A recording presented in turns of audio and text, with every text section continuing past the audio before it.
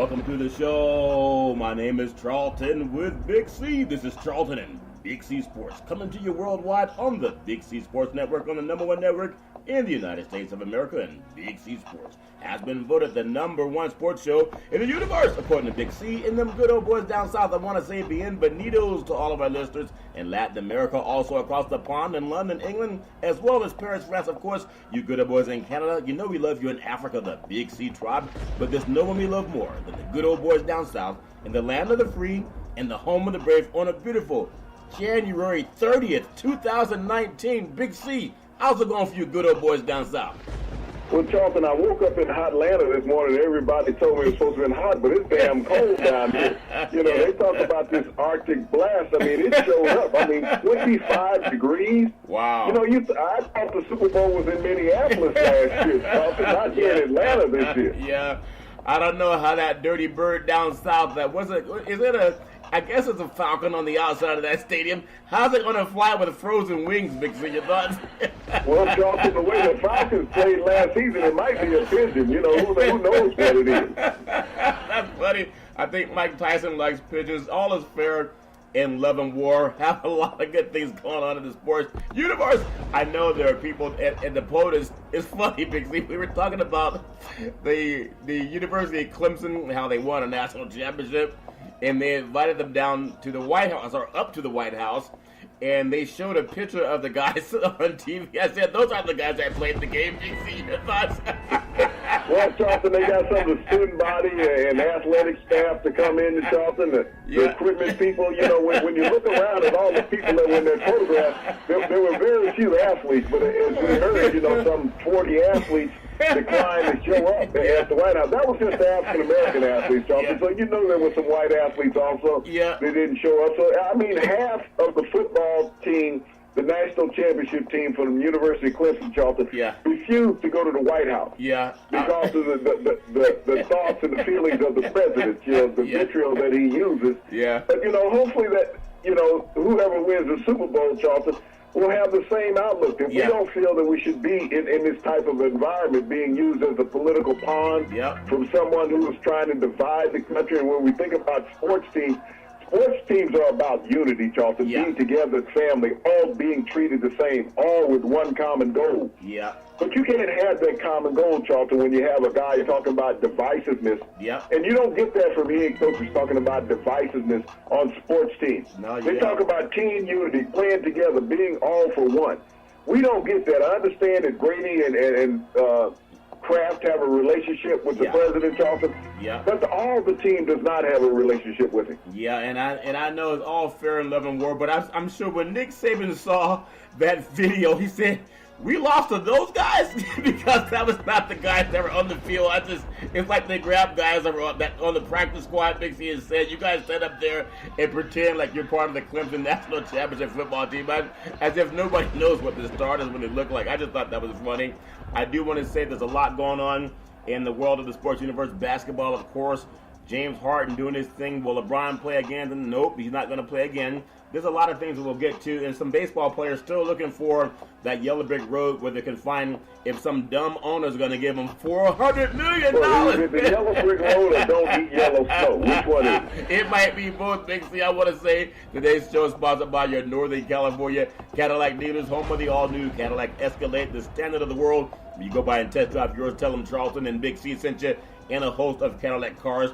I know we've talked about so many things, and there's one thing called plagiarism. It's nice when people just say this is where we got something from.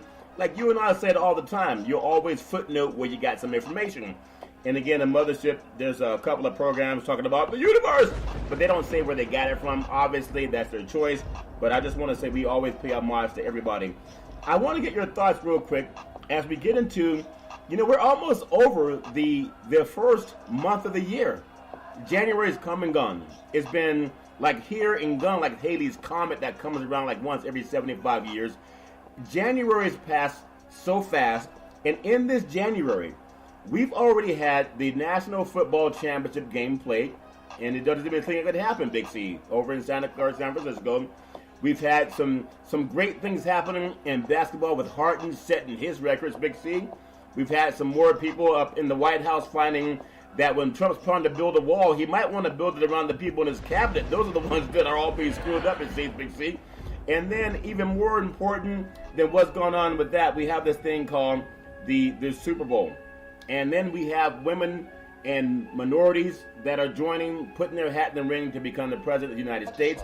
There's just a lot of good things that have happened.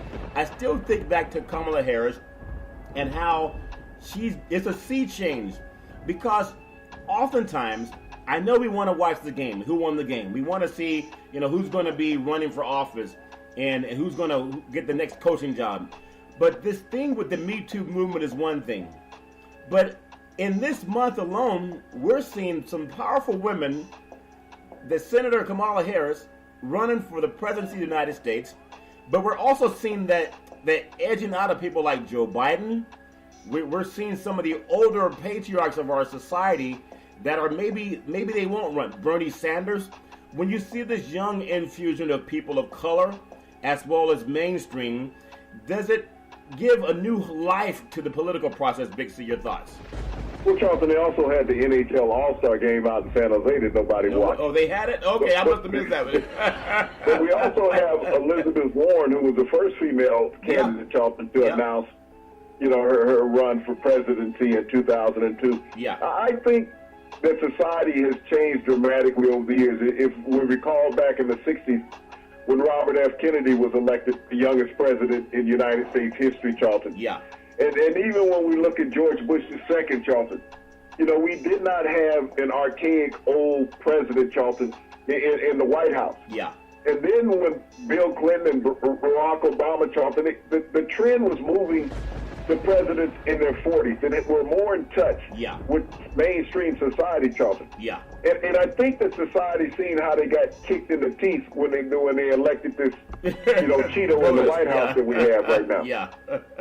Is that he wasn't in touch with mainstream society, Charlton. Matter of fact, even today, up in, I believe it was in Wisconsin, where this Japanese tech company or Chinese tech company that was going to build this huge plant that was going to employ 13,000 people, Charlton, withdrew from that today, Charlton. Oh, really? And he had his signature all over it. He was there with the groundbreaking and everything else, Charlton.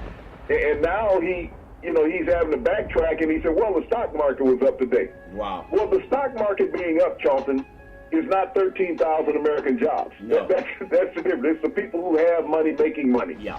That's what that is. But now, Charlton, all of the things that he has promised American citizens are falling apart. Yeah. So we need to have people that are talking about what the needs are today. It's like Kamala Harris, Charlton, when she made her announcement. The one thing, the most outstanding thing she said was that we need universal Medicare for everybody. Yeah, like in America. Yeah.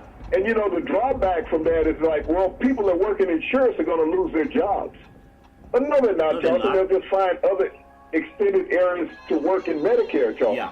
Yeah. Because they're experts in that field as far as getting people their coverage and all of that. Yeah. But why is it so important, Charlton, when we're talking about, well, the people working insurance going to lose their jobs versus Americans having health care? Yeah. Is there more people that work in insurance that will lose their jobs, or is there more Americans that will lose their lives that don't have health care? Wow. So you have to look at that balance. What's more important, Charlton? If those people are qualified, and Trump said the job market is the lowest all time in the U.S. history, they'll be able to get reemployed, Charlton, right away. They'll be able to get employed quicker than somebody who can't afford health care right now, Charles. Yeah, it's funny, and as an insurance broker, they're not losing jobs. All they do is have more clients.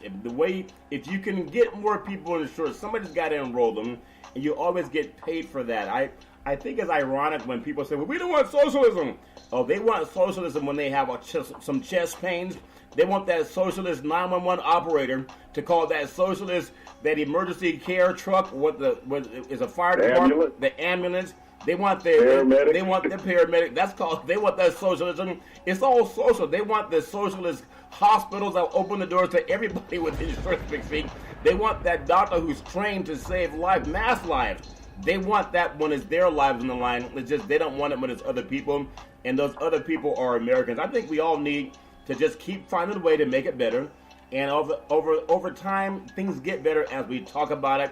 And I love when we have that political structure. But seeing that the young people For young women looking at trying to become the president of the United States, they think, well, Hillary Clinton, she's been a politician for a long time. It's time for some new blood.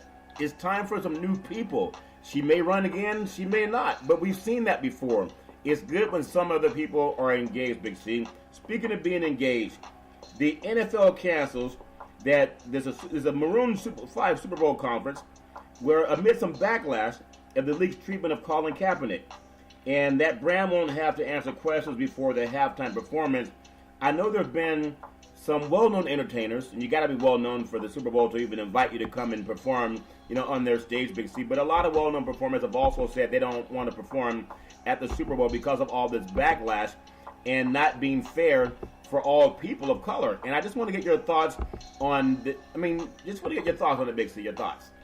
Well, Charlton, this is the NFL and the owners, because people are always blaming everything on the commissioner, Charlton. Yeah. This is the owner's decision, Charlton, to skate around Maroon 5 having a press conference. Every halftime act has always had a press conference midweek, Charlton, to talk about what they're looking forward to in playing in the Super Bowl. Maroon 5's press conference was canceled today, Charlton. Yeah.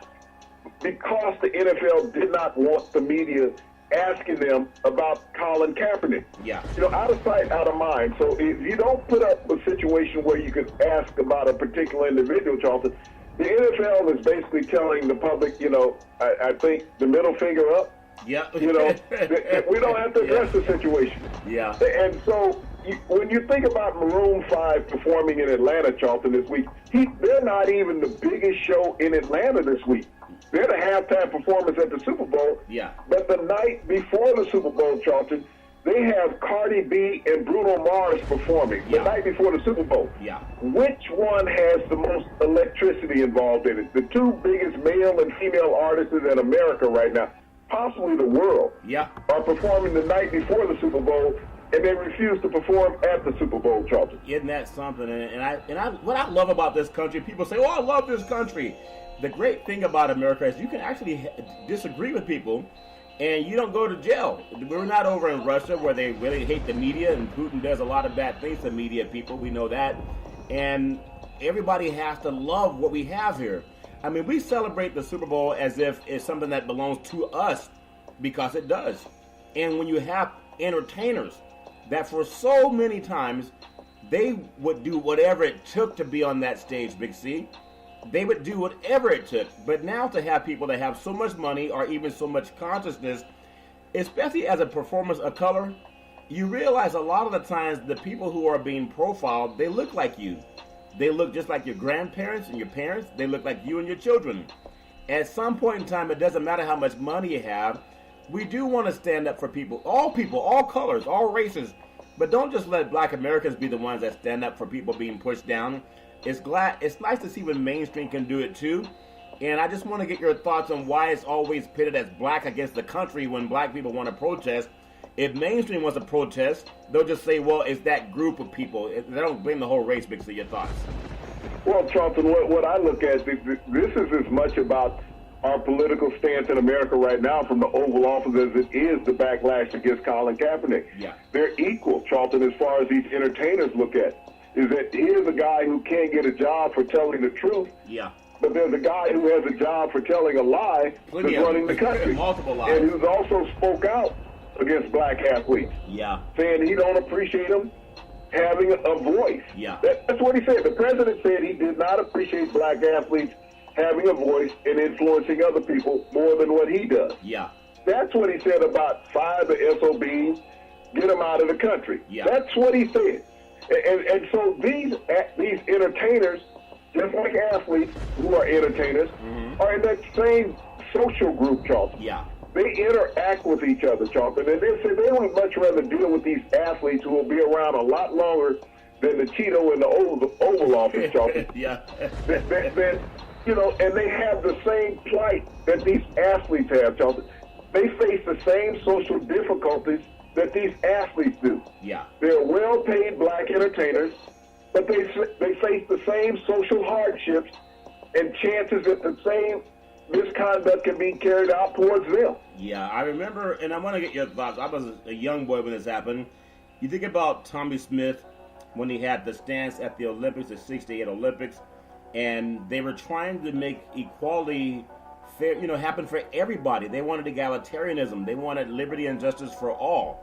And those gentlemen were pretty much ostracized by mainstream that had the Bible in one hand, but yet they didn't want equality for people of color. I applaud those men for standing up, even though it cost them a lot. And I want to ask your thoughts.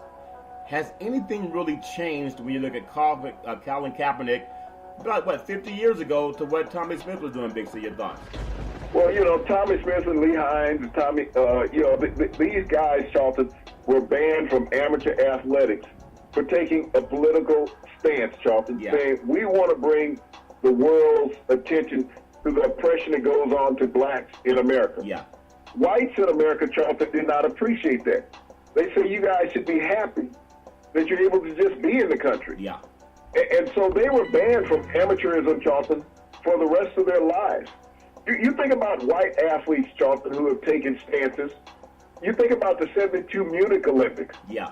When the players refused to take the podium after being hosed by the officials, and losing the championship. Yeah. None of those athletes were banned from amateur athletics for life, Charlton. None of those Americans on that basketball team were banned from amateur athletics for life. Wow. We look at Ryan Lochte down in Rio, who committed a felony, a white American swimmer. Yeah. He wasn't banned from amateur athletics the rest of his life, Charlton. He just chose to retire. He was not banned. Yeah. So the way that a white America looks at black athletes, Charlton, who do not sit there and say, we will accept whatever you force us to do or whatever limitations you put on us. Yeah. It goes back to Kurt Floyd, Charlton, when he spoke out against Major League Baseball back in the 60s and said, we should have free agency. Yeah. We should not belong to a team. We should have the right to seek out the best employment situation for us. Yeah. This man was a 10-time All-Star and 11-year professional career with the St. Louis Cardinals. Yeah. He was banned. He was Colin Kaepernick before Colin Kaepernick because he called out for all professional athletes to have the right. Yeah. And white baseball banned him, Charlton, for life. He could never get a job. Just like we talked about Doug Williams embarrassing John Elway in the Super Bowl as a black quarterback. Yeah. Never got a chance to take another snap in the NFL. And here's what Colin Kaepernick did, Charlton. He brought out social injustice. Yeah. What American society was doing wrong against people of color. He didn't say just black people. He said people of color. Yeah. And what did the next person to get into the White House do?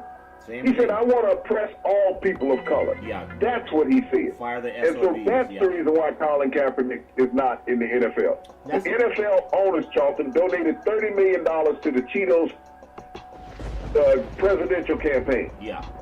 So they're keeping him out of the NFL because they're back in the Cheetos. Wow. It's interesting. You talk about Flood, how he did that, wanted to make sure that people could play where they wanted to play. That's why a lot of guys can bounce around now to different teams.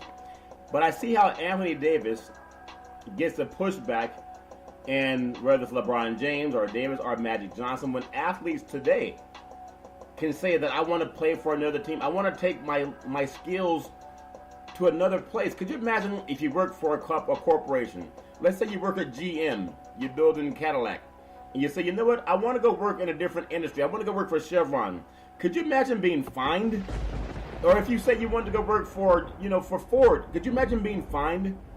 The NBA is still treating players today the same way that you talked about Tommy Smith was treated, and Kurt Flood was treated the same way. But we act like that was way, way in the past, Big C. It's as if it's still happening. How do we say we're so offended that people were being treated that way 50, 60 years ago?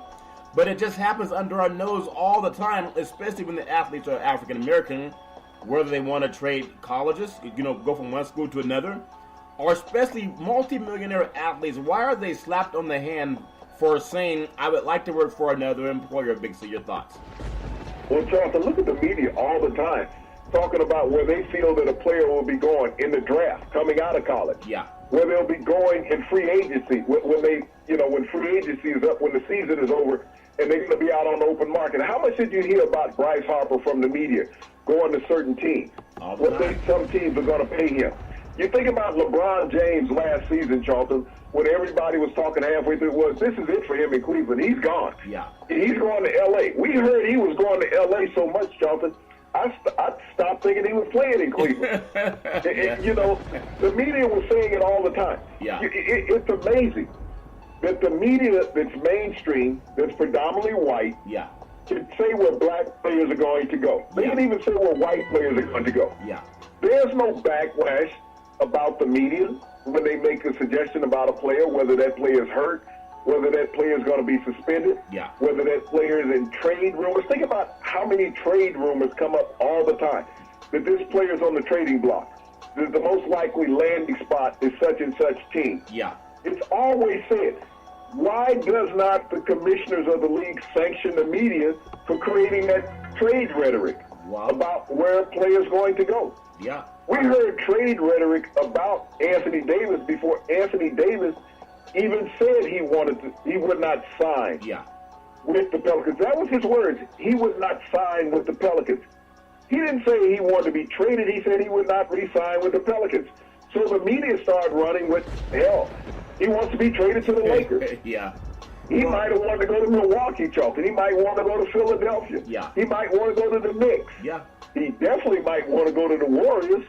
You know, who wouldn't? He'll be traded for Draymond Green in a heartbeat. You know, so when you sit there and you say the media can make any story up that they want about an athlete, an all-star athlete, and then all of a sudden the league's going to come back and say, well, Anthony, we're going to fine you 0.2% of your salary. We're going to fine you $50,000. 0.2%. So you think about it, everybody in the media, think about how intelligent the media is, Charlton. They said, well, if he stays in New Orleans, he can get $240 million max contract. Here it is. He doesn't mind a $50,000 fine, Charlton, which is 0.2% of his salary for this season. That's the contract this season. He got that and you know, like I said, I'm not good at math, and I can get back to you next week what 0.2% of his salary is.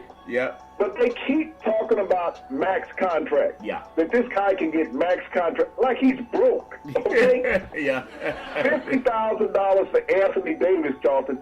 It's like you going to the drive-through window at a fast food restaurant. That's what it means. Well, I understand. It's all relative, Big C. I want to get your thoughts on something because we talked about presidency, how Kamala Harris tossed in, you know, her name in the ring, and there's other senators around the country that are putting their name in the ring, and we see that change. I wonder, and we talked about Tommy Smith. Not since the Rooney Rule began in the NFL, Tom Flores was the only minority coach in the NFL at that time. We're ending up with the fewest minority coaches in the NFL since then. Anthony Lynn, the Chargers, Ron Rivera, Carolina, Mike Tomlin, Pittsburgh. How does the league go forward in a world of change and inclusion that we all talk about, even though sometimes people still are segregated? And not that it's on Goodell, but he is a spokesperson, $44 million buys you some lip time. How do we express to the world, in fact, how do we express to the universe that in a league where the majority of the employees on the field, African American, about 70%, we only have 3 coaches of color in this great league when all the owners are white except for the gentleman Khan that owns the Jacksonville Jaguars? How do they say that with an honest face, Big C? Your thoughts? Well, we just talked about Anthony Davis getting a $50,000 fine. It was 0.2% of his contract for this year, Charlton. An NFL owner who does not interview a black coach gets a $200,000 fine, which is about a quarter of a percent, quarter of a 1% of what he's going to make for you. You think he cares about $200,000, Charlton? An NFL owner has to play a practice roster player, Charlton, a minimum of $358,000. He has to play the minimum of $250,000, $750,000, Charlton, to an undrafted free agent rookie that makes the team. Okay? That's the minimum he has to pay. So what is $200,000, Charlton, in the equation of an NFL owner? It means nothing, Charlton. He leaves that for a tip at dinner. All right? He's not worried about a $200,000 fine or worried about hiring a minority coach, Charlton. Yeah. So when you think about an NFL owner sitting up hiring a minority coach, Charlton, he wants a guy that looks like him when he's sitting down at dinner. Yeah. He honestly does, Charlton. Let's be realistic about it. This is a good old boys club that, wants to keep things status quo. They always have for years. Wow. It's just like when John Gruden said down at the Senior Bowl, well, I have to throw out my thought process on the prototypical quarterback that I've looked at over the years, hand size, height, color, that thing. Yeah. That's what John Gruden said. The owners have not gotten to that point, Charlton, as far as what a prototypical coach looks like. Yeah. It's just like everybody said, okay, I need the next Sean McVay. Yeah. What happens all the time, Charlton, to the next Sean McVay? They've been around the NFL for the past 2 decades, the next Sean McVay. Yeah. It's just like, who is the next Bill Walsh, Charlton? Yeah. They talk about the next Sean McVay. Who's the next Bill Walsh that's going to get up, Charlton, and take you to 4 Super Bowls? Yeah. Who's the next Bill Belichick that's going to take you to 9 Super Bowls, Charlton? It's always the hot, new, sexy young quarterback, Charlton, and coach that looks good for a year or 2. Yeah. Give me the guy who gave me longevity. They're still looking for the next Bill Parcells, Charlton. Yeah. What about the next Marv Levy, the guy that got you to 4 consecutive Super Bowls, Charlton? Or even Bud Grant, who got you to 4 Super Bowls in Minnesota. Yeah. Chuck Noll got you to 4 Super Bowls in Pittsburgh. We don't hear about the next Don Shula, Charlton. No, we don't hear these guys. No. I mean, when you talk about the next Sean McVay, all the dummies in the media right now, Charlton, that grew up watching SportsCenter, they don't know about Don Coryell. Don Coryell was there before Sean McVay, okay? He revolutionized the passing game, Charlton. Yeah. So when they talk about Sean McVay, you don't have to look any further than Don Coryell. And if you want a guy who can execute Don Coryell's offense, hire Dan Fouts out of the broadcast booth, Charlton. Yeah. He understood the game. Hire Dan Marino. Yeah. When you want to talk about offensive geniuses, Charlton, these guys, those are the guys who ran the most proficient offenses in NFL history. Nobody's ever looked at Randall Cunningham, who set offensive records with the Minnesota Vikings for scoring and couldn't get a job again. Yeah. So when you sit there talking about, I need the next Sean McVay, Charlton, we haven't seen the next Don Coryell yet. Yeah. If people want to talk about offenses. So all you young guys, go out there and Google Don Coryell. See who he was. I mean, even think about the coach that was with the Rams that took him to the last Super Bowl, Charlton. Yeah. When you think about Dick Vermeil, yeah, the greatest show on turf, who's the next Dick Vermeil? Yeah. So we don't have to say Sean McVay. Let's look at Don Coryell and Dick Vermeil as far as the greatest shows on turf. Dennis Green had orchestrated the greatest offense in NFL history. He was a black coach, Charlton, when the Vikings, lost to the Falcons on that missed field goal. Yep. Dennis Green gets no credit, Charlton, for having the greatest offense in NFL history to that date. Isn't that something? So when we talk about the next Sean McVay, Charlton, let's be realistic. There were guys long before Sean McVay. There'll be guys after Sean McVay. He's done it for 2 years. Yeah. Let him do it for 5 years. Sean Payton has done it for more than 5 years, Charlton. 2 years is not enough sample product in the NFL to be great. You know what's interesting what you said about Sean McVay? The late Dennis Green, when he coached the highest scoring offense in the league with the Vikings, had the quarterback in Randall Cunningham, both African Americans. Cunningham couldn't get another job. And then one of the last jobs that Green had, he was coaching in I think it's the USFL or the World Football League or something of that nature. I know they were the Sacramento Mountain Lions. He was a coach out there. You wouldn't have that happen to a white coach who had reached that type of acclaim, Big C. The Rams offensive tackle Andre Whitworth, he's the NFL's oldest offensive lineman, and this is his first time in his career at the young age of 37, Big C, and ever won a playoff game. People talk about Brady being 40, 41, and how old these guys, Drew Brees and guys that are approaching that 40-year mark, but as a lineman, this guy's getting hit every play. Unlike Brady and Brees, they're not getting touched. This guy's getting hit every play. 37 years old. That's amazing. Your thoughts? Well, Andre, came out of LSU University, one of those SEC schools, Charlton. He spent the first 11 years of his career with the Cincinnati Bengals prior to coming over to the Rams in free agency. But, to spend all those years in the NFL, Charlton, and never won a playoff game prior to this season with the Rams, Charlton. Yeah. When they won that opening round game. You know, that's an air of perseverance. You know, we always look at the quarterbacks about their accolades and, you know, how they've survived over the years. But you think about, as you say, the contact every player as an offensive lineman being 6'7", 330 pounds, that you have to endure every play. Yeah.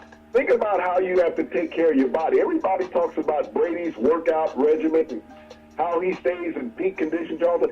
Think about Whitworth, what he has to do to stay in peak physical condition at the age of 37, always playing against a guy, Charlton, 10 years younger than him. Yeah. That may be faster, that may be probably even physically stronger than him. Yeah. But think about where he is mentally, Charlton, what he's learned from this game, and knowing how to be a tactician, to know how to take on his opponents every week, Charlton, and being prepared to be the best on Sunday. And you think about that, too. You know, we go about players and where they play and what cities are going to be great Super Bowl hosts. You know, 2 years after playing in Super Bowl 51, the Falcons find themselves watching Super Bowl 53 in their brand new Mercedes-Benz Stadium. It's a gorgeous stadium, Dixie, maybe the best stadium in the NFL. How does that sit with the owner, Arthur Blank, who invested $157 million, $157 million in Matt Ryan to get him to the big dance in his own house? Imagine getting married and your bride comes home with another man, Big C, your thoughts? Well, Charlton, you make that investment in the quarterback that you feel will get you to that big game. I mean, they were there 2 years ago down in Houston, Charlton, a miraculous comeback by the New England Patriots. But, you know, you think about it. Tom Brady didn't go out and get $157 million after beating Matt Ryan. No. He didn't say he had to be the highest paid quarterback in the league. Matt Ryan fought to be the highest paid quarterback in the league, Charlton. And he rewarded Arthur Blank with a 7-9 season this year. And not only that, Charlton, the New Orleans Saints almost came and played in your house and not for a devastating call, 2 weeks ago down in New Orleans. So they couldn't even win their division, let alone trying to get to the Super Bowl, Charlton. So, you know, you think about how Arthur Blank has put so much into the city of Atlanta. Having that gorgeous stadium built down there, Charlton, the Mercedes-Benz Dome there in Atlanta that's hosting Super Bowl 53. But for any owner, Charlton, who, you know, bleeds for their franchise, Charlton, and put forth everything financially, and it doesn't turn out the way that you want. I mean, it has to be bittersweet for Arthur. You know, the Super Bowl is going to be in his town, in his house, and he has to watch it and have no dog in the fight. Don't get I can't say dog. Don't get Michael Vick excited. Let's say no bird in the fight, okay? Because his Falcon will be sitting outside. We want to make sure Michael Vick doesn't get too excited about that dog fight because he's coming up down south. But I think about also Atlanta, how great the city of Atlanta is. This will be the Atlanta's third Super Bowl. I think the first time was January 30th, 94. And then there was the Cowboys, and they played, I think, the Bills. They also played where the Rams beat the Titans. And they had, I know those two games for sure, but there was another one I can't recall, Big C. Your thoughts? Well, Charlton, those are the two Super Bowls. This will be the third one in this illustrious city of Atlanta. You talk about the Cowboys demolishing the Buffalo Bills, and that's the first time you had back-to-back Super Bowls, Charlton, with the same competing teams. They beat them the year before down in Pasadena, and they came to Atlanta and beat them the following year. Then you had that miraculous game between the Rams and the Titans, Charlton, that just came up a yard and a half short on that Dyson's catch, Charlton, down by the goal line from the late Steve McNair.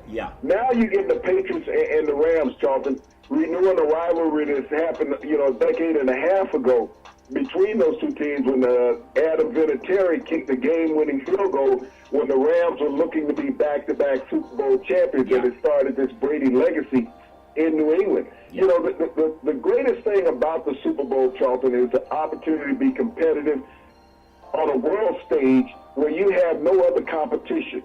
There's no other game being played, Charlton. All the attention is focused just on you. The city of Atlanta, as we've talked about, is doing a miraculous job, Charlton, for this game. You think about over 6,000 press credentials were given out for this Super Bowl, Charlton. The most press credentials in Super Bowl history. You know, a big part of it, people wanted to listen to the commissioner give his explanation today about, you know, that non-call that happened in New Orleans. And I think that people, at some point, Charlton, got to get over that. You think about it, they're still talking about the tuck rule. You know, that's 15 years ago when that happened. We're still talking about Spygate, Charlton, that happened a decade ago, okay? Yeah. You think about some of the egregious calls that have always occurred in professional sports, and those calls, Charlton, seem to have a life of their own because they just keep growing and growing in conspiracy. Yeah. You know, the Immaculate Reception in Pittsburgh back in the 70s between the Steelers and the Raiders. Yeah. That story still resonates, Charlton. Yeah. But over the years, Charlton, there's been so many plays in professional sports, and I like what the commissioner said. This is a game that's officiated by humans. Human beings. And at times there's going to be human error. Yeah. We see it in all sports, Charlton. Yeah. But you cannot go back and say every play that we think as fans is an egregious play, Charlton, needs to go under review and it needs to be changed, Charlton. Yeah. Because you think about some of the greatest sporting feats of all time, Charlton, can go back and be overturned. Yeah. But they're not. I mean, you go back a couple of years ago to the NBA final when LeBron James went and blocked a shot that everybody said hit the backboard. Iguodala, yeah. Now, even in the NBA, they go back and review plays. Yeah. They did not go back and change that call, Charlton. No. In the game where Draymond Green got suspended, they didn't go back and review that call, Charlton. No. So anytime you want to look at situations, there was a World Series, Charlton, where in Yankee Stadium where a fan went down and interfered with the ball. Yeah. They didn't go back and overturn that, Charlton. Nope. So these things happen all the time that change the path in professional sports. The outcome of a game. The fans will always hold on to it because fans are emotional. Yeah. You got to take the emotion out of this and look at the human factor and be realistic. As they say, stuff will happen. Yeah. Okay? Yeah. Stuff will happen. It does happen. And so, as a fan, you got to live and die with your team, but you can't expect, because your emotions want to have a game altered, Charlton, that is going to happen. That's what I love about the thrill of victory and the agony of defeat. Sports is a billion-dollar industry, and boys and girls sports is the foundation to this billion-dollar industry. For every athletic and sporting event, you need athletic and event insurance. We work with Ben and Mark. They've been around half a century. They work with Big C Sports. Whether you're a pro team, a collegiate team, a high school team, or your mom and pop soccer league, when you reach out to them, let them know if Big C sent you. The city of San Diego, they offered to give the Raiders at least an option to play there in 2019. The commissioner hopes they stay in the Bay Area. At some point in time, the fans that support the Raiders, they can't just be the vagabond Raiders. At some point in time, how do you reward a region of the country and the number 4 media market in the country, in the Oakland, San Francisco Bay Area, San Jose included? Why not find a stadium? I've always said, I remember I was a little boy, I saw them play an exhibition game. They played the Chargers at Memorial Stadium in Berkeley. The Cal Bears don't play on Sunday. They only play on Saturday. They could easily put the Raiders over there and let them play in that part of the Bay Area. And that way their fans would not be so displaced the way they've been displaced with everything else, Big C. I would think that makes a lot of sense. And I hope that it happens instead of going to San Diego. Your thoughts?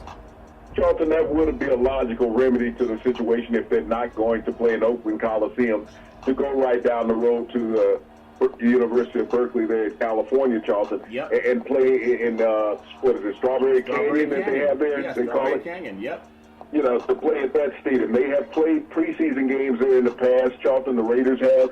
But, you know, logistically and logically, it would make sense. But what the hell do the Raiders do that makes sense, Charlton? Come on, let's be realistic. What the hell have they done in the last couple of years that have made sense? You've gotten rid of all the players, Charlton, and coaches and management that have made your program prominent once again there in the Bay Area. And you brought in a guy that was in the broadcast booth that had no clue about what the modern player meant in the NFL, Charlton. That he wanted to go back to the 90s as far as his coaching philosophy. So he traded everybody. And he got the results that he was looking for. He's a loser. Okay? And you got an owner that has no grasp on reality. If he did, he would go to a different barber, Charlton, and get a different type of haircut. Because put that bowl on top of his head is not working any longer. This is what you're looking at with that organization. They have given the fans the middle finger a couple times. And they're getting ready to do it again, Charlton, because as a fan, How do you go out and buy a season ticket right now? Yeah. You can't buy a ticket for the Coliseum because there's no lease. Nope. You can't buy a ticket for San Diego because they're not there. Right. You don't know what the house they're going to be playing in, Charlton, come the 2019 season. Yeah. You think about it, the NFL has to put together their scheduling right after the Super Bowl. Yeah. What are the Raiders going to do as far as home facilities, Charlton, so that the NFL can make up a game and teams can start making and planning travel arrangements, Charlton, to play road games against the Raiders? What are the players going to do about where they live, Charlton? Yeah. You're going to displace all these players for a year. Say, oh, you got to uproot, especially those with kids and families, Charlton. You got to go to San Diego. We're not going to stay and play in Berkeley. Right. So think about the mismanagement that's going on with the Raiders right now, Charlton, from top to bottom. Yeah, and it's a shame because they have Super Bowl championships. They have multiple Hall of Famers, from coaching legends to players that have really become the character of the Oakland Raiders, or even when they were in LA at that time. Now for them to be treated like a vagabond and doing their fans the same way, it just doesn't make any sense. NBA action, we have Charlotte at Boston, Chicago's at Miami tonight, Dallas is at the New York Knicks, Indiana at Washington. You have Memphis at Minnesota. I hope they can stay warm because it's freezing cold up in that region of the Great Lakes. Denver at New Orleans, and then hopefully people will show up and support the Pelicans. Atlanta at Sacramento, and the Utah Jazz at the Portland Trail Blazers. I want to get on some things about last night. Basketball, after the Super Bowl wraps up on Sunday, people will start paying more attention to how exciting NBA basketball really is. You had a game last night where Jahlil Okafor produced a season high for total points scored consecutive nights, scoring 27 points and 12 rebounds. New Orleans, the Pelicans beat Houston at Houston 121-116. Harden, his usual self, dropped in 37 points, his 24th straight game with at least 30 points and 11 rebounds. But this is a team that played a game when their star player in Davis, there's all this talk about him leaving, going elsewhere, but they pulled together like glue, Big C, and they got a big win that almost got away, but they got the win. Your thoughts? Well, Charlton, when you think about the performance of the Pelicans last night on the road in Houston, they were without four of their starters last night, Charlton, in the lineup. Yeah. But they were able to pull together. When we talk about NBA players, Charlton, they all are NBA players. They're professional athletes. Yeah. It's about when guys want to put out, when they want to perform. I mean, there's no limitations. You look at Okafor, former first-round draft pick of the 76ers, Charlton. Last night stepped up his game big time. And you think about Harden. Only he and Wilt Chamberlain, Charlton, have had that many games over 30 points in their NBA careers consecutively. Yeah. James Harden, you could tell at the end of the game he was tired, Charlton, because he missed the shot that would have potentially tied the game. Yeah. But those legs, Charlton, as we talked about as the season wears on, just won't be there in the end. Now you see that. I see that. Chris Paul, I know people love Chris Paul. You can't count on him. He's like the car that you always got to fix that flat tire. You know eventually he's going to have another flat. When he's in the game, he's taking the ball out of Harden's hands too. And people think, oh no, he asked in the game. I think Harden needs somebody that doesn't try to be another Harden. That's just my opinion. But this is a guy that was consistently scoring in the 40s. Chris Paul's back. Now his points have dropped. And they dropped the game to a team that's not even going to make the playoffs. Your thoughts? Well, Charlton, if a team is to make a move, that would be Houston. Everybody talks about Davis going to L.A. Going to L.A., Charlton, is not going to get you anywhere close to a championship over the next couple of years. Harden needs a big man in the middle. Perfect place for Anthony Davis, even though that trade won't take place. Right. You think about having the great Hakeem Olajuwon down there, Charlton, winning back-to-back championships. Yep. Davis could play with Harden because he's an inside presence, Charlton, and Harden wouldn't mind sharing the basketball with. Yeah. But when you think about where Houston is right now, Charlton, compared to where they were last year, they were the talk and the darling of the NBA, Charlton, especially in the West, that they were going to unseat the Warriors. Yeah. Charlton, they can't get off the seat right now. No, they can't get off the seat right now. And I think again, you got to know who to feed. And when you're trying to keep Chris Paul happy, it's just a matter of time before he's injured again. Giannis had 21 points, 11 rebounds. I'm telling you, 8 assists. This guy, I think it was 21 points, 11 assists, and 8 rebounds. 3 steals, though, as the Bucks completed their the 4th-game sweep of Detroit. I think about Giannis, and I can't be shocked by realizing he looks like a young Lou Alcindor when Lou Alcindor played in Milwaukee. But he doesn't have a sky hook. That's the only thing missing, Big C. Your thoughts? Well, Charlton, he doesn't have the sky hook, but he handles the ball like a Kevin Durant. This is a guy at 6'11" that can play point guard or true point guard in the NBA, and that's how he came over from Greece. Yeah. Greece rather, as a point guard, Charlton. But he has a complete complement of all the NBA tools. And there hasn't been a dominant player since the great Lou Alcindor in Milwaukee, Charlton, like Giannis since he's come over here. Yeah. And, he's playing in that region of the country, Charlton, that doesn't get a lot of nationally televised games. But when you look at the best team in the East, that's the Milwaukee Bucks, Charlton. Yeah. Everyone had the Toronto Raptors earlier in the season, Charlton, dominating. All of a sudden, quietly, the Milwaukee Bucks, led by Giannis, have taken over first place in the East. No one even thinks about it. The Celtics or the 76ers. Yeah. It's all Milwaukee now, Charlton. Is Giannis unlike Kareem? Kareem left Milwaukee. He went to greener pastures. He went to bluer waters, leaving Milwaukee, going out west to the Lakers. Do you think that Giannis, I know the NBA hates this, but Giannis, to be as dominant as he is, he's really wasting his opportunity being in the small market? If we're realistic about so many things, he would do so much better if he were in a larger media market like New York, Philadelphia, or someplace on the West Coast. I'm not saying that's going to happen, and it's not tampering because I don't play in the league. But for him to be like really another version of Akeem the Dream Olajuwon, he's way up in the Midwest. Nobody even knows where Milwaukee is. They don't know how far it is from Madison, Wisconsin, or even Green Bay, Wisconsin. But it's a big city, but it's kind of a nowhere's land for NBA media types. Big C, your thoughts? Well, Charlton, with all this talk about Anthony Davis, wanting to leave New Orleans, you got to realize Lou Alcindor, Kareem Abdul-Jabbar, demanded a trade out of Milwaukee. He sure did. Years ago, that's how he had ended up in Los Angeles. Yeah. Is that he wanted to be in a market where he could win financially and championship-wise, Charlton. Yeah. So he was dealt to the Los Angeles Lakers, Charlton, in the largest trade in the NBA at that time. It was 1 for 7 players that were sent to Milwaukee in exchange for Kareem Abdul-Jabbar. Yeah. Now, I see that eventually occurring, with Giannis coming out of it, just like Anthony Davis. Yeah. He's going to leave. Charlton, when the NBA looks at an unequitable situation as far as exposure and opportunity for money, yes, players make multi-million dollars, hundreds of millions of dollars every year, Charlton, when you're a superstar in this league. Yeah. But all players want to be recognized all the time. It's like when people saying Davis leaving New Orleans because he can get a max deal for $240 million. Charlton, he can make that back in a couple commercials in Los Angeles, okay? Couple national commercials and sponsorships in Los Angeles. He can get that money back over a 2 to 3 year span. So this is what the media, and I never understand it.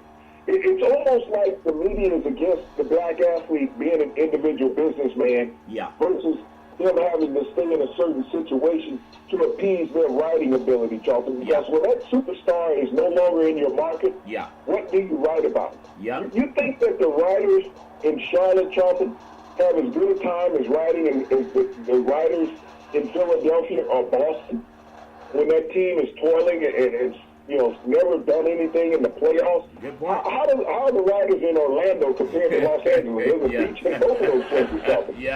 Which one is having the most fun? You think about Golden State, Charlton, compared to New York. Do the writers really enjoy writing about the Knicks? What do you say positive about the Knicks when you won 10 games? No, not much at all. Versus the Golden State Warriors when you won 3 out of the last 4 championships in the NBA. That's what the writers are, Charlton. They are negative about the African-American player having power. And LeBron James spoke well about it a month and a half ago, talking on his HBO show called The Barbershop. He said that the football players in the NFL are like slaves, working on the plantation. They have no say-so about what they do. Here in the NBA, we have the right to dictate what management does. That's why we're so powerful. And that's what the media doesn't like. Yeah, I understand. We're having a little bit of static with the microphone, Big C. We'll try to work on that from this end. But I do understand, if you life goes around one time, if you're Giannis in the prime of your life, as soon as they use you up and spit you out, they'll get the next one. If you got a chance to get into the talk with Davis and go where you can really spread your wings and fly. I mean, right now is the best time to talk about that. Big C, the Thunder won 26, the Magic won 17. The Thunder were led by Paul George, 37 points. Dennis Schroeder pumped in 21. Westbrook, I love his attitude, the way he plays. He's always in the zone. Had another triple-double, 23 points, 14 assists, and 14 rebounds. They're on a 6-game winning streak. I don't know if Westbrook is ever going to win a championship being in OKC, but something he can win is the way that you can play every single game. I know a reporter asked him when he was on a nice scoring streak a couple of weeks ago, when did you feel you were in the zone? He said, I wake up in the zone. Isn't it nice to wake up in the Big C? When you get that moonshine teal going down south, you always in the zone, Big C. Sometimes you just don't know it, but you're always in it, Big C. It does. Well, Charlton, you always clairvoyant when you're on the moonshine. And when you think about the Oklahoma City Thunder, you know, everybody said that Paul George would be one and done in that organization, Charlton, and he chose to resign. Yeah. I mean, wouldn't Anthony Davis be a nice fit in Oklahoma? He'd be a better fit in Oklahoma than he would be, Charlton, in Los Angeles, because you have young budding superstars that he can match up and cohabitate with. Yeah. So when you think about what Westbrook does, Charlton, early in the season, you remember he was coming off that meniscus tear. Yeah. And everybody was saying Westbrook, wasn't the same player. Now that he's gotten healthy, gotten that leg back healthy, Charlton, look at what he's doing night in, night out. Yeah. Triple doubles. This team is on a 6-game winning streak. And they're quietly creeping up the ranks in the Western Conference, Charlton. Yeah. Look at where they're ranked right now in the standings. I believe they're number 3 or 4 in the West. Yeah. They're a solid seed in the playoffs, Charlton. No one is clamoring about they're struggling in OKC. No, they're not anymore. And speaking of teams that are no longer struggling, you look at the Nets. They topped the Bulls last night, 122-117. D'Angelo Russell, 30 points for the Nets. Now matched their win total from last season. They're 28-24. Isn't this the part of the country where you go to see the New York Knicks play? There's something about the karma. When Doolin had that good old boy tossed out, and he bought his own ticket. Charles Oakley. The great Charles Oakley. They've been downtrodden. Now, what team wants to go play for that guy, Big C? Especially when a lot of people won't shut up and dribble. There's a lot of athletes, even if you want them to shut up, they're not dumb anymore. And they're not afraid to say, I don't like certain behavior from ownership. How do you treat one of your prodigal players in Oakley, where people see him carried out in handcuffs or with security, and now you say, well, maybe Davis is going to end up in New York. Maybe Durant's going to end up in New York. They're not that dumb. They're just about a couple of seasons away from having that happen to them. Why play for someone with that attitude? I think players are too smart to go rub shoulders with that kind of man, Big C. Your thought on New Jersey being the team that people want to go see in New York? Your thoughts?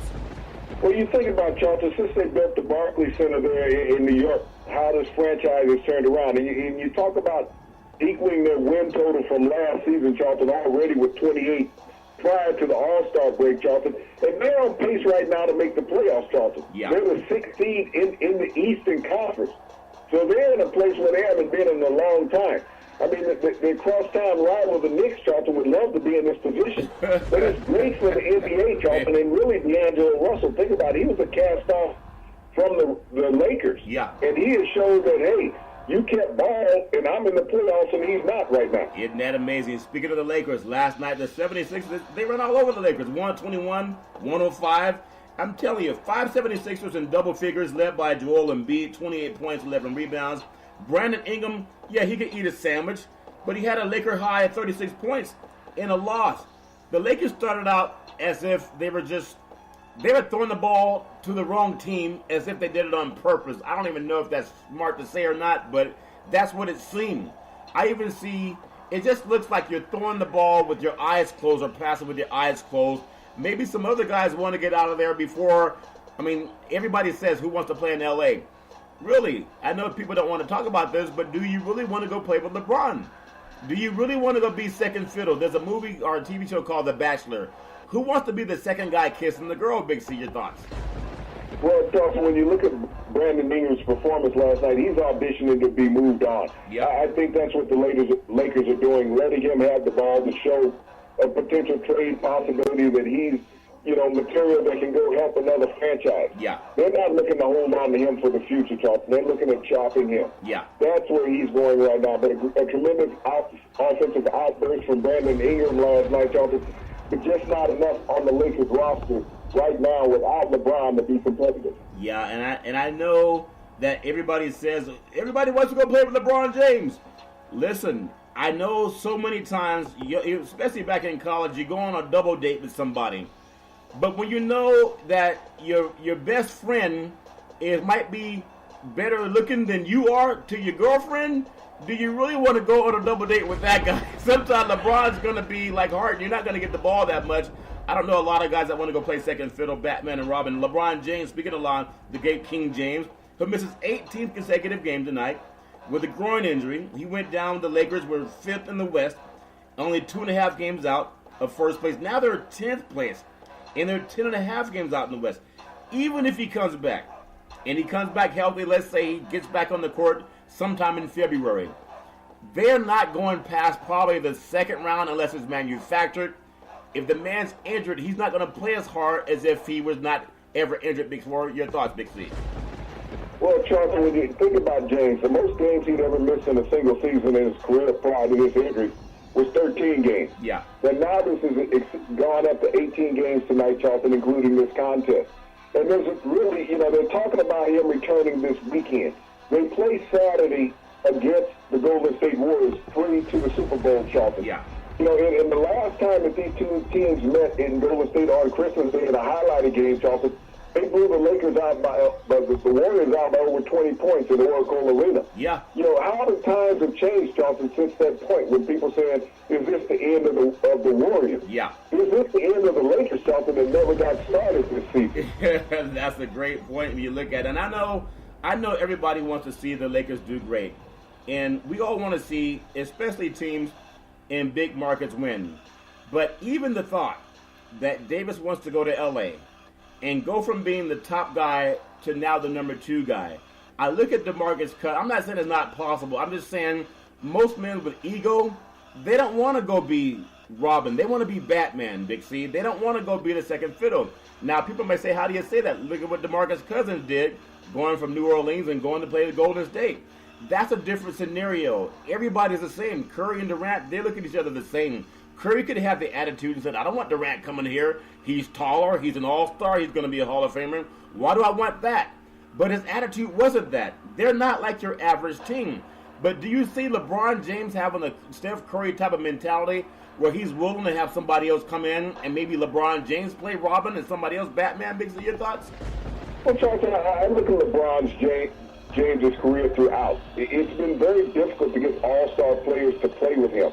There's been one all-star player, Charlton, that has decided to go, well, actually 2, that has decided to go play with LeBron James. That was down in Miami when they, I'm trying to think of the young man's name. Was it Ray Allen? Not Ray Allen. Chris Bosh. Chris Bosh, okay. Chris Bosh was the first all-star to go play with LeBron James. What happened to Chris Bosh's career, Charlton?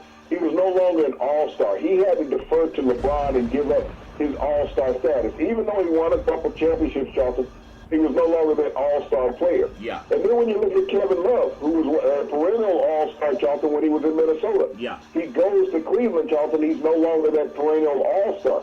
I think this is something that the rest of the all-star players in the league have looked at, Charlton. LeBron is a great player. He's a great teammate, Charlton. He makes players better around him. Yeah. But he makes players better that are not on his level, Charlton. Yeah. He's not going to make a player that's on his level better, Charlton, because they have to defer to LeBron. Yeah. LeBron demands the basketball. He demands the time. What was the cry from the media when LeBron went to L.A.? Well, he's trying to make this Cleveland. He wants to be the superstar. Yeah. What the hell did you sign him for if you didn't want him to be the superstar? Yeah. So it's hard to take a guy, Charlton, that's averaging 25 points a game and said, we want you to go be LeBron's teammate because you can still average 25 points a game. Yeah. Can you imagine if James Harden or Russell Westbrook were traded to the Lakers, Charlton? How much a travesty that would be because they both demand the basketball? Yeah. Would LeBron be able to defer to either one of those players, Charlton? No, he wouldn't. And for men and women out there, you don't take your date on a date with your friend when your friend's better looking or is going to get more attention. It just doesn't make any sense. I actually learned that from the Bachelor Big C. So some friends told me about it back in the day. There was a man by the name of Drew Boudini Brown. He was known as Muhammad Ali's right-hand man. He would always tell Ali, with all you got to use, how can you lose? Rumble, young man rumble, Big C. What are you looking forward to in the sports universe? We're talking, we got this little thing called Super Bowl 53 coming up this Sunday in Atlanta. And when you think about the parallel of the two quarterbacks, Tom Brady has been the hottest quarterback in Super Bowl history over the last two games. His last two games, Charlton, in the Super Bowl against the Atlanta Falcons and the Philadelphia Eagles, he has passed for 971 yards, Charlton. Wow. And everyone keeps saying that this is a young man game. Can he keep that same pace going against this outstanding Los Angeles Rams secondary that were able to shut down their playoff opponents, Charlton? Yeah, that's interesting, and we will find out. I really love when you talked about Eric Coyel. His favorite word was pass it. Just pass it. You can pass it to every Monday through Friday at 5 and 6 p.m. worldwide when you follow Big C Sports on the Big C Sports Network, on the #1 network in the United States of America. And Big C Sports has been voted the #1 sports show in the universe, according to Big C and them good old boys down south, as we always tell you. That's never, ever an excuse for domestic violence. If you know any man or woman going through that garbage, please call 911 because no man or woman should ever have to go through that garbage on their own. And as we always tell you on every Big C Sports show, we thank you, we appreciate you, and we hope that you have a super fantastic day.